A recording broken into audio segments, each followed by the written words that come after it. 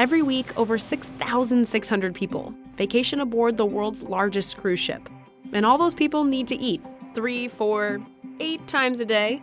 You have to calculate that it's breakfast, lunch, and dinner, plus snacks, plus at night, plus all 24-hour food all around. And that never stops. Ship kitchens run 24/7, manned by a culinary team of more than 1,000 people. They dish out over 30,000 meals every single day. And they do it all from compact kitchens on a rocking ship. So how does all this food make it to the plate? We'll start on the loading dock on a Saturday. This is turnaround day, when all new food is delivered to Deck 2. This is basically a place that you would not like to be on turnaround day when we are loading. It's busy, super busy. That's Jarrett. He orders food for the ship's 23 different restaurants. Every week, Jarrett's got a $1 million shopping budget.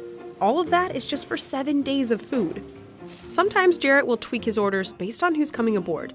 More kids means more chicken fingers. That's how the operation runs. So we monitor it on a daily basis, what has been used, what has not been used, and then we adjust our orders accordingly. But by and large, being in Miami, having the same number of people, it's almost the same every cruise. On turnaround day, 30 trucks arrive at Miami Port. They're carrying 500 pallets worth of inventory, and all that has to be loaded onto the ship by 4 p.m. Any delay in our operation can hamper the sail away of the ship, which is again a big logistic requirement. Over 600,000 pounds of food and drinks are provisioned for just 1 week of sailing. Once on board, everything is moved along the ship's secret highway. This is I-95, and it runs the entire length of the ship, on Deck 2. We separate all the stores to the different locations that they are supposed to go. We have about 20 different storerooms divided into freezers, fridges, walk-in fridges, and rice stores. Seafood, meat, vegetables, and fruit are all divided and stored in separate fridges. If you come towards the end of the cruise, this box will be almost empty with a few fruits that are needed for 2 more days, which we keep as backup stock. There are also 6 freezers. That's where the 700 pounds of ice cream that'll be eaten each week are stored. Dry goods are stored down on Deck 1. Full of spices, full of chocolate in this storeroom, coffee. It's nice to be in this storeroom. An elevator gets the food downstairs. Jarrett's team checks all of the food for quality control every day. If produce is ripening faster than expected, they try to work it into another meal. For example, overripe broccoli could go into broccoli cheddar soup instead of being tossed. Once inventory is stored, restaurants on upper decks put in food orders with Jarrett. Chefs will come downstairs, pick up their order, and cart it away to be cooked. That's where this guy comes in. Any food on board this beautiful ship, anything you eat it, is my responsibility. Wherever you have beautiful potato fry, it's mine. Rice is mine. Pate is mine. Pastry is mine. Salad, shrimp, wherever you eat it, it's my responsibility. Rijo's team of 280 chefs run the kitchens 24/7. Each chef works 10 to 12-hour days. Contracts typically last 4 months without a single day off. Some of the people start working for 8 o'clock in the morning, all the way to 2 o'clock, take a break, come back again 5 o'clock, finish by 9:30. Then another group start working 10 o'clock in the night, all the way to 10 o'clock in the morning. So we cover day and night productions. Chefs on board cook up nearly 100 different menus every week. All the menus are developed at Royal Caribbean's Miami headquarters. And every week, chefs stick to the same rotation of menus, cooking up everything from racks of lamb to hand-rolled sushi.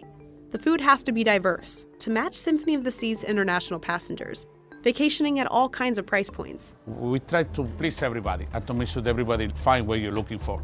All the cooking happens in 36 kitchens, or galleys as they're called on a ship. There are 12 specialty restaurants on board, costing up to $50 a person.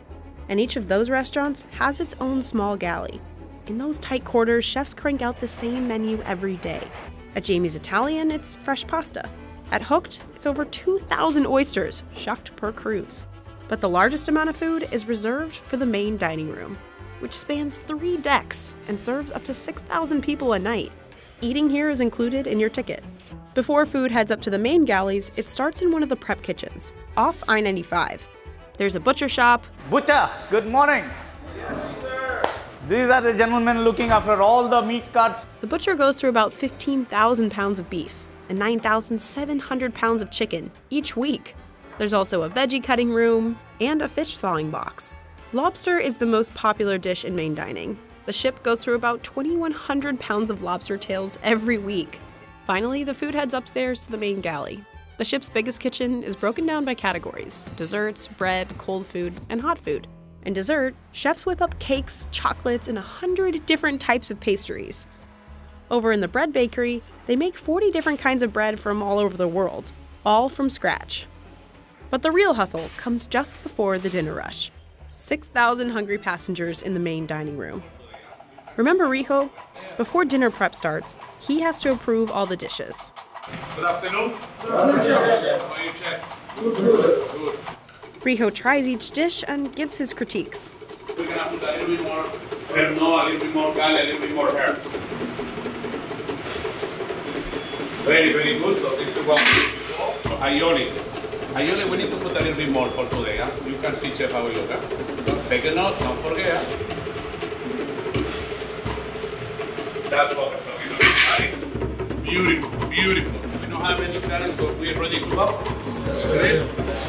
Chef, thank you so much, and thank you so much, and look forward to have a beautiful night tonight. Thank you. Have a beautiful day. Bye-bye. Chefs take his notes and get cooking.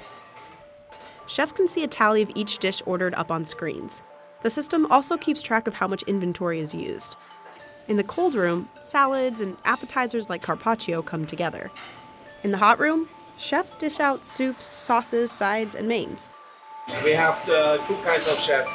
Chefs working here on the line, which is close to me, plating up, and chefs on the stove cooking. So everything we do is in batch cooking. So basically, we grill a steak there, we pass it over to the pass. The person on the pass is plating it up to the requested temperature. That means always that the guests are getting fresh food, and from an operational point, we don't have any overproduction. Finally, waiters deliver those dishes to hungry passengers out in main dining. Between the chefs, inventory crew, waiters, and dishwashers, it takes a team of 1,085 people to keep this massive operation going.